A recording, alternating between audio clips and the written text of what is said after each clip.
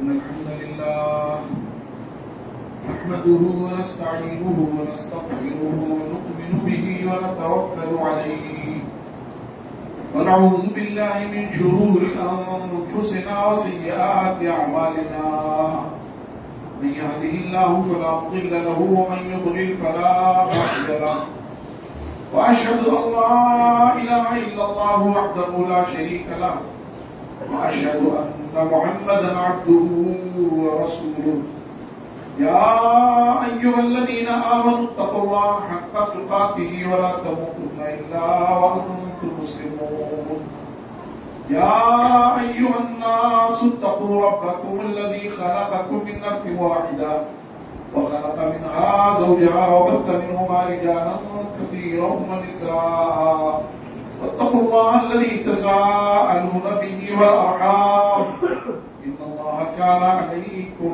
رقيبا يا أيها الذين آمنوا اتقوا الله وقولوا قولا سديدا يصلح لكم أعمالكم ويغفر لكم ذنوبكم ومن يطع الله ورسوله فقد فاز فوزا عظيما أما بعد فإن خير الحديث كتاب الله وخير الهدي هدي محمد صلى الله عليه وسلم وشر الأمور محدثاتها وكل محدثة بدعة وكل بدعة ضلالة وكل ضلالة في النار. أعوذ بالله السميع العليم من الشيطان الرجيم من همزه ونفخه ونفثه. بسم الله الرحمن الرحيم. قاف والقرآن المجيد بل عجبوا أن جاءهم منذر منهم فقال الكافرون هذا شيء عجيب أإذا متنا وكنا ترابا ذلك رجع بعيد قد علمنا ما تنقص الأرض منهم وعندنا كتاب حفيظ بل كذبوا بالحق لما جاءهم فهم في أمر مريج أفلم ينظروا إلى السماء فوقهم كيف بنيناها وزيناها وما لها من فروج والأرض مددناها وألقينا فيها رواسي وأنبتنا فيها من كل زوج بهيج تبصرة وذكرى لكل عبد منيب. وقال تعالى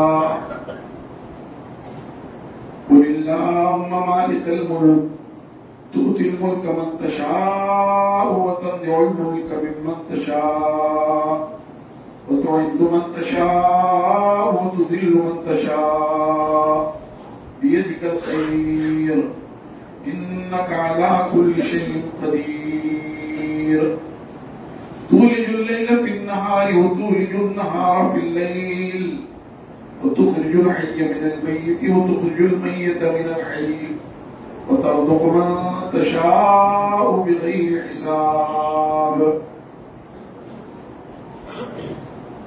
دوسرا عظمتوں کی بڑائی بڑائی و بزرگی اللہ رب العالمین واحکم الحاکمین کو لائق و زیبا ہے جو کائنات کا خالق و مالک و مدبر ہے جس کے ہاتھ میں ہماری اور آپ کی جانیں ہیں جو اپنے بندوں میں جسے چاہتا ہے عزت کی بلندیوں پر فائز کر دیتا ہے ایمان کی دولت سے نوازتا ہے عمل صالح کی توفیق عطا فرماتا ہے اور جسے چاہتا ہے رادہ درگاہ کر دیتا ہے کفر کے دلدل میں ڈھکیل دیتا ہے اس کو فجور اس کا مقدر بن جاتی ہے. اسی لیے ہمیشہ اللہ تبارک و تعالی سے خیر اور سلامتی کی ایمان اور عمل صالح کی دعا مانگنی چاہیے. بے شمار صلاۃ و سلام نازل ہو تمام انبیاء کرام بالخصوص نبی آخر الزمان جناب محمد رسول اللہ صلی اللہ علیہ وآلہ وسلم کہ آپ نے بھٹکتی ہوئی انسانیت کو اللہ کی مرضی بتائی رنجیدہ اور دکھی انسانیت کو خوشی کے راز بتائے کہاں کہاں سے اللہ رب العزت کی رضا حاصل ہوتی ہے وہ طریقے اور جتن بتائے، اور کہاں کہاں سے اللہ تبارک و تعالیٰ کا غضب اور اس کی ناراضگی در آتی ہے، اس سے بچنے کا طریقہ بتائے، اور اپنی پوری زندگی اسی عملی تفسیر میں گزار دی، اور اپنی امت کو یہ تلقین کی کہ اعتقادات سے لے کر عبادات تک، معاملات سے لے کر کے اخلاقیات تک قرآن پاک اور میری حدیث نبویہ ہی نمونہ ہے۔ زندگی کی بالکل آخری ایام میں آپ نے صحابہ کرام کا رنج و غم، ان کا قلق، ان کا اضطراب دیکھا تو آپ نے انہیں تسلی دی اور یہ کہا کہ اگر میں نہیں تو کیا ہوا، میں تمہارے درمیان دو چیزیں چھوڑ کر جا رہا ہوں، جب تک ان دونوں مصادر کو مضبوطی سے تھامے رہو گے، ان کے مطابق عمل کرتے رہو گے، کبھی گمراہ نہیں ہوگے۔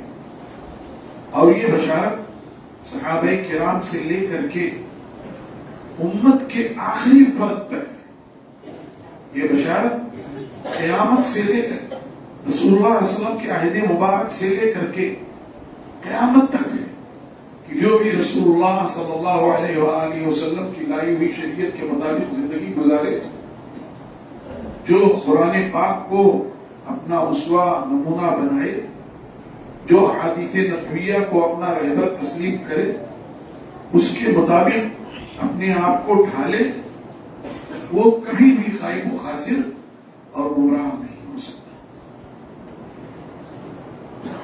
اللہ تبارک و تعالیٰ نے ایسے وقت میں جبکہ مسلمان کمزور تھے، پریشان حال تھے، سارا عرب ان کا مخالف تھا، اور یہ سن 5 ہجری کی بات تھی کہ قریش کی دعوت پر پورے عرب کے قبائل نے لبیک کہا اور مدینہ طیبہ کی اینٹ سے اینٹ بجا دینے کا فیصلہ کیا۔ یہ فیصلہ کیا کہ مسلمانوں کو جڑ سے اکھاڑ پھینکیں گے، صفحہ ہستی سے مٹا دیں گے۔ مختلف جماعتیں اکٹھا ہو گئیں، اسی لیے اس غزوے کا نام ہی غزوہ احزاب ہو گئے۔ حزب کی جمع احزاب یعنی گروہ اور جماعتیں۔ رسول اللہ علیہ وسلم نے صحابہ کرام سے مشورہ کیا کیا جائے؟ پورا عرب تمہارے خلاف ہے، مدینہ طیبہ میں رہ کر کے مقابلہ کیا جائے کیا باہر نکل کے مقابلہ کیا جائے، کیا کیا جائے؟ شورا میں صحابی رسول سیدنا سلمان فارسی رضی اللہ تعالیٰ عنہ نے یہ بات رکھی کہ ہمارے یہاں فارس میں جب کسی کمزور پر کوئی طاقتور دشمن حملہ کرتا تو وہ کمزور اپنی آبادی کے ارد گرد خندق کھود دیتے تاکہ دشمن یہاں تک نہ پہنچ سکے۔ بات معقول تھی، رسول اللہ علیہ وسلم کی سمجھ میں یہ بات آئی، مسلمانوں نے اتفاق کیا اور یہ فیصلہ ہوا کہ مدینہ طیبہ کے گرد خندق کھود دی جائے، اسی لیے اسے غزوہ خندق بھی کہتے ہیں۔ غرض یہ تھی کہ کفار کا لشکر اور اس کے گھڑ سوار مدینہ طیبہ میں داخل نہ ہو سکے۔ جب خندق کھودا جا رہا تھا، رسول اللہ علیہ وسلم نے صحابہ کرام کی ٹولیاں بنا دی، ان کے حصے میں زمینیں خاص کر دی کہ اتنی زمین یہ ٹولی، اتنی زمین یہ گروہ، اتنی زمین یہ جماعت کھودے۔ خندق کھودنے کے دوران ایک چٹان آ گیا جس نے سارے صحابہ کرام کو تھکا دیا، ہر ایک نے قوت آزمائی کی، لیکن وہ چٹان ٹوٹنے کا نام نہیں لے رہا تھا۔ رسول اللہ علیہ وسلم کو خبر دی گئی، آپ تشریف لائے۔ آپ نے اللہ کا نام لے کر کے ایک کلاڑی ماری، ایک پھاوڑا مارا، اور پھر دوسرا پھاوڑا جب مارا تو اس سے چنگاری نکلی، اور آپ نے صحابہ کرام کو بشارت دی یا قریب تم قیصر کے خزانوں اور اس کے محلات کو فتح کرو گے. اور تیسرا پھاوڑا مارا تو پھر اس سے روشنی نکلی اور آپ نے یہ بشارت دی کہ تم کسرا کے محلات اور اس کے خزانوں کو فتح کرو گے. اور چوتھی کلاڑی جب ماری تو وہ چٹان ریزا ریزا اور پاش پاش ہو گیا. مسلمانوں کی یہ بات گشت کرنے لگی کہ ہم قریب ہم قیصر و کسرا کے خزانوں اور ان کے محلات کو فتح کریں گے. یہ بات یہودیوں تک پہنچی، کفار تک پہنچی. انہوں نے مذاق اڑایا اور انہوں نے یہ کہا کہ بتاؤ جو لوگ اپنی حفاظت نہیں کر سکتے، بزدلی کی انتہا یہ کہ اپنے گرد انہوں نے گڑھا کھود لیا ہے، جن کے پاس کھانے کو غلہ نہیں، پہننے کو ڈھنگ کے کپڑے نہیں، جنگ کرنے کے لیے جن کے پاس اسلحہ اور ساز و سامان نہیں، اور آپ دیکھ رہے ہیں سپر پاور قیصر و کسرا کے محلات اور ان کے خزانوں کو فتح کرنے کی. مذاق اڑایا یہود نے اور مشرکین اور کفار نے. اور اس وقت اللہ تبارک و تعالیٰ کی رحمت جوش میں آئی اور اللہ تعالیٰ نے مسلمانوں کو ایک دعا سکھلائی اور اس میں اپنی قدرت کاملہ کا اظہار فرمایا. اللہ نے فرمایا اے نبی ان سے کہیے اللہم مالک الملک، اے اللہ تو ملک کا مالک ہے، تو تیرے اختیار میں ساری سلطنت ہے. تو تل ملک من تشاء، تیری شان کریمی یہ ہے کہ تو جسے چاہتا ہے بادشاہت عطا فرماتا ہے. وتنزع الملک ممن تشاء، اور جس سے چاہتا ہے بادشاہت چھین لیتا ہے. وتعز من تشاء، اور تیرا فضل یہ ہے جسے چاہتا ہے عزت کی بلندیوں پر پہنچا دیتا ہے. وتذل من تشاء، اور جسے چاہتا ہے عزت کے گڑھے میں ذلت کے گڑھے میں ڈھکیل دیتا ہے.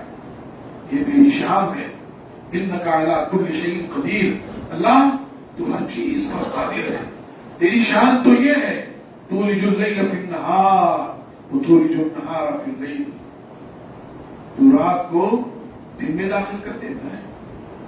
وتولج النہار فی اللیل، اور دن کو رات میں داخل کر دیتا ہے. وتخرج الحی من المیت، اور تو زندہ کو نکال دیتا ہے مردہ سے. وتخرج المیت من الحی، اور تو مردہ کو نکال دیتا ہے زندہ سے. وترزق من تشاء بغیر حساب، اور جسے چاہتا ہے بے حساب رزق عطا کرتا ہے. اللہ تیری شان کریمی یہ ہے. اللہ تعالیٰ نے مسلمانوں کو یہ دعا سکھلائی اور انہیں یہ ڈھارس اور تسلی دی کہ اگر یہ یہود تمہارا مذاق اڑا رہے ہیں، یہ کفار و مشرکین تمہارا مذاق اڑا رہے ہیں، یہ کفار و مشرکین چاروں طرف سے تم پر چڑھ دوڑے ہیں. اذ جاؤکم من فوقکم ومن اسفل منکم وَإِذْ زَاغَتِ الْأَبْصَارُ وَبَلَغَتِ الْقُلُوبُ الْحَنَاجِرَ وَتَظُنُّونَ بِاللَّهِ الظُّنُونَ هُنَالِكَ ابْتُلِيَ الْمُؤْمِنُونَ وَزُلْزِلُوا زِلْزَالًا شَدِيدًا. جب چاروں طرف سے فوج آ گئی، دائیں سے بائیں سے اوپر سے نیچے سے چاروں طرف سے فوج آ گئی، اور ان کی کثرت دیکھ کر کے لوگوں کے دلوں میں ایک عجیب ہیبت سی بیٹھ گئی. ہوئی زاغت الابصار، آنکھیں چودھیا گئی، آنکھیں پھٹی کی پھٹی رہ گئی.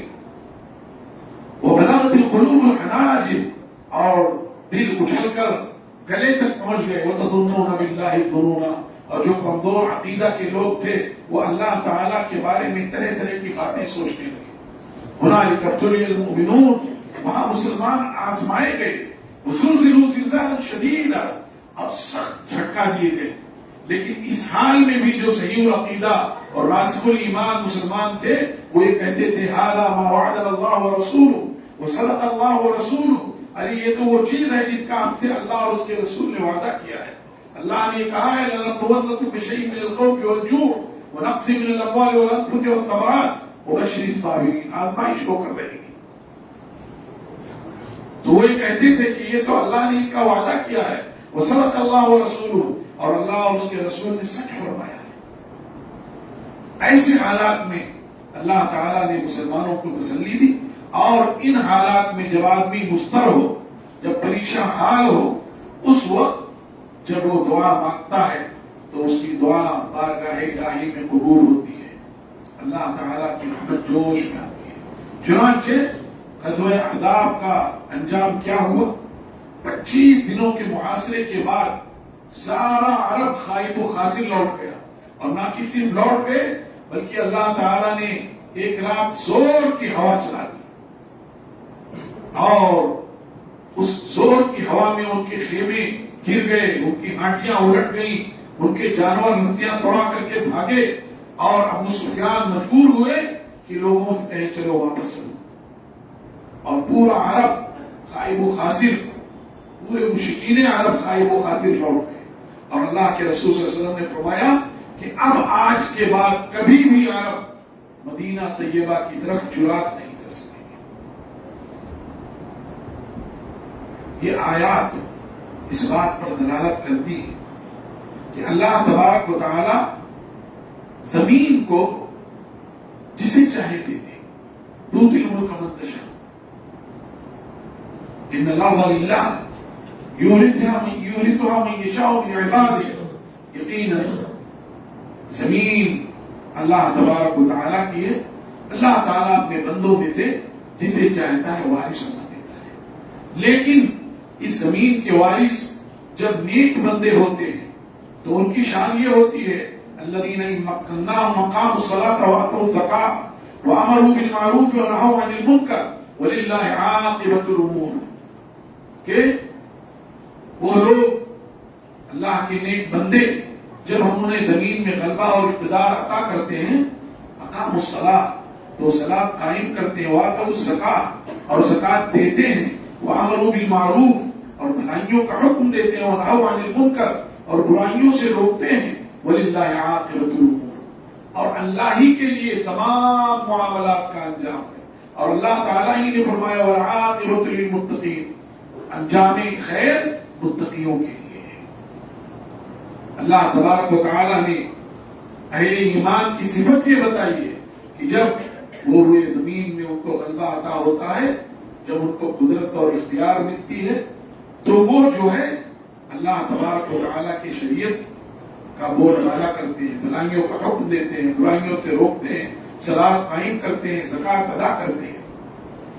اور یہی وجہ ہے کہ اللہ تعالیٰ نے جب سیدنا سلیمان علیہ الصلوۃ والتسلیم کو بادشاہت عطا فرمائی تو انہوں نے یہ دعا کی رب اوزعنی ان اشکر نعمتک التي انعمت علی وعلی والدی وان اعمل صالحا ترضاه وادخلنی برحمتک فی عبادک الصالحین، اللہ تو مجھے توفیق عطا فرما کہ میں شکر ادا کر سکوں تیرے ان نعمتوں کا جو نعمتیں تو نے مجھ پر اور میرے والدین پر نازل کی، اور مجھے توفیق عطا فرما کہ میں ایسے نیک کام کروں جس سے تو راضی ہوتا ہے، اور اے اللہ محض اپنے فضل و کرم سے اپنے نیک بندوں میں داخل فرما دے۔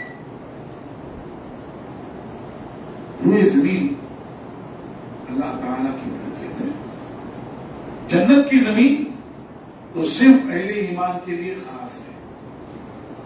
اللہ نے فرمایا وَلَقَدْ كَتَبْنَا فِي الزَّبُورِ مِن بَعْدِ الذِّكْرِ أَنَّ الْأَرْضَ يَرِثُهَا عِبَادِيَ الصَّالِحُونَ، ہم نے زبور میں نصیحت کے بعد یہ لکھ دیا ہے کہ روئے زمین اس کے مالک اس کے وارث ہمارے صرف نیک بندے ہوں گے، أَنَّ الْأَرْضَ يَرِثُهَا عِبَادِيَ الصَّالِحُونَ، اور مفسرین نے لکھا ہے کہ اس سے مراد جنت کی زمین ہے، تِلْكَ الْجَنَّةُ الَّتِي أُورِثْتُمُوهَا، یہ جنت ہے جس کا تمہیں وارث بنا دیا گیا ہے۔ تو یہ جنت کی زمین، البتہ بعض حضرات نے لکھا ہے کہ یہ دنیا کی زمین بھی، لیکن صحیح مفہوم وہی ہے کہ یہ جنت کی زمین سے متعلق ہے، کیونکہ اس آیت کے آگے اور پیچھے جو پس منظر ہے وہ یہ بتا رہا ہے کہ جنت سے متعلق، لیکن دنیا سے متعلق اللہ نے فرمایا ان الارض للہ، یہ روئے زمین اللہ کی ہے، یورثها من یشاء من عبادہ، وہ وارث بنا دیتا ہے جسے چاہتا ہے اپنے بندوں میں سے، اپنے نیک بندوں کو بھی وارث بنا دیتا ہے اور اپنے نافرمانوں کو بھی وارث بنا دیتا ہے۔ یہی وجہ ہے دنیا پر تقریباً 4 لوگوں نے حکومت کی ہے، تقریباً پوری دنیا پر 4 لوگوں نے حکومت کی، جن میں 2 فرما بردار تھے، مسلمان تھے، اور 2 نافرمان اور کافر تھے، سیدنا سلیمان علیہ السلام اور ذوالقرنین، یہ دونوں فرما بردار اور نیک بندے تھے، اور سلیمان علیہ السلام تو اللہ کے نبی تھے۔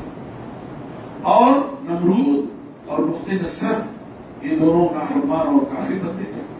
اس بات کی دلیل ہے کہ زمین اللہ تعالی جسے چاہے اس کا وارث بنا دے، اور یہ اقتدار کی جو منتقلی ہوتی ہے، کسی کو اللہ تعالی حکومت دیتا ہے اور کسی سے چھین لیتا ہے، اس کا فلسفہ یہ ہے وَلَوْلَا دَفْعُ اللَّهِ النَّاسَ بَعْضَهُم بِبَعْضٍ لَهُدِّمَتْ صَوَامِعُ وَبِيَعٌ وَمَسَاجِدُ يُذْكَرُ فِيهَا اسْمُ اللَّهِ كَثِيرًا۔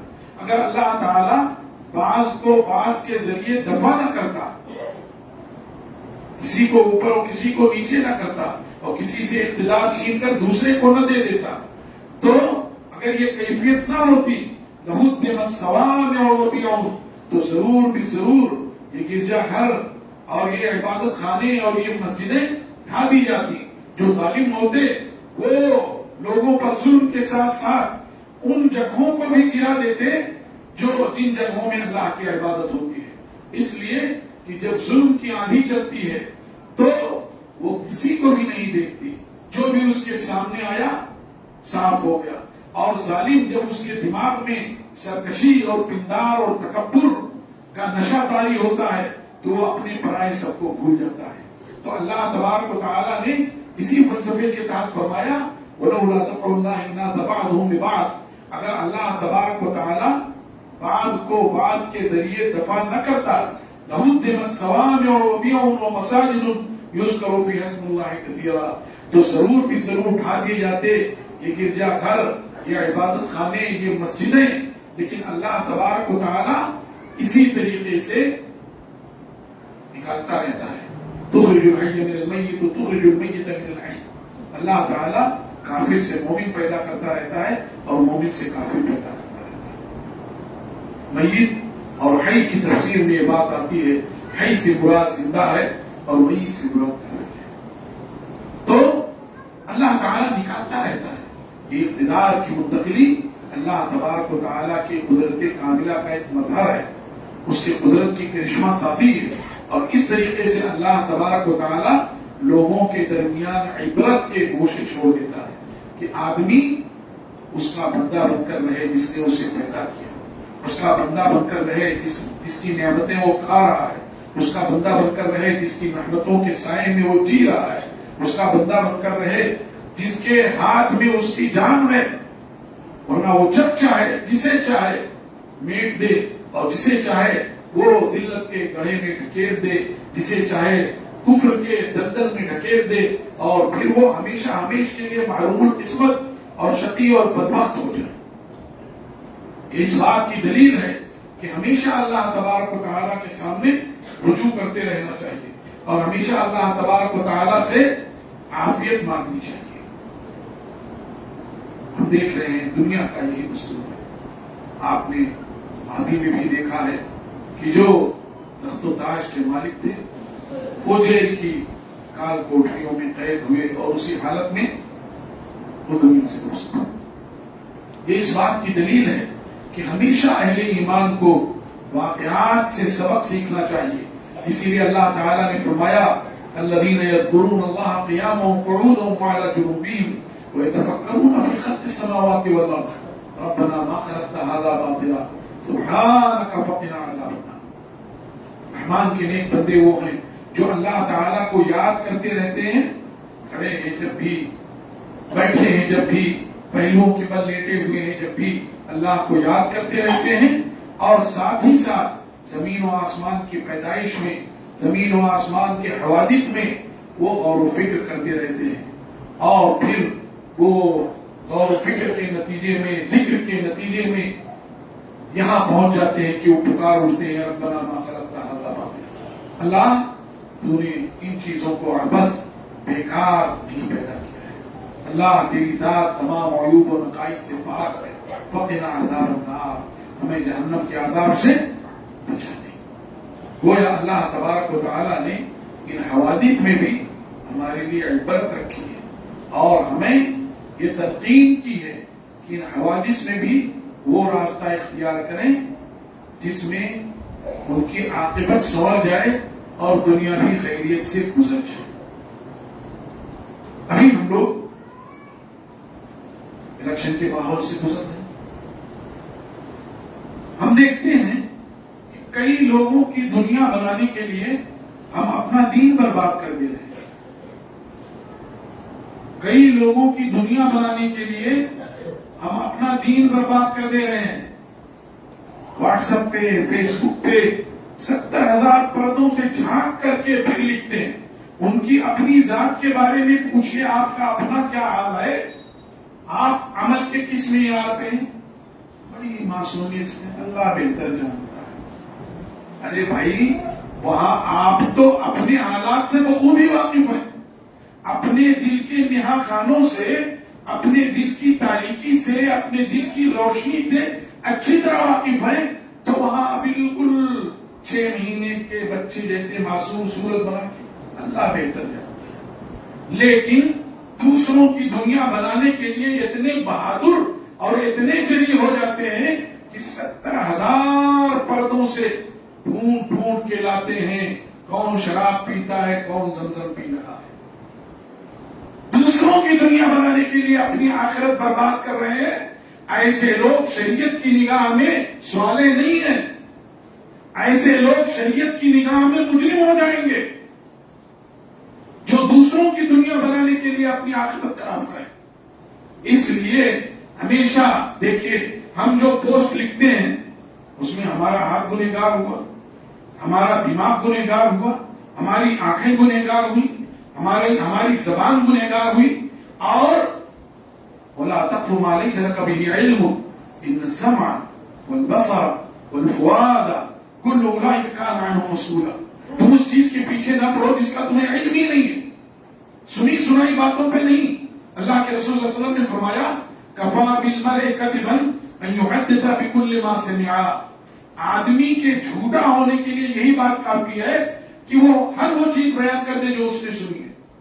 جو سنا فوراً بیان کر دیا، غور نہیں ہوا، حقیقت نہیں جانی، بیان کر دیا.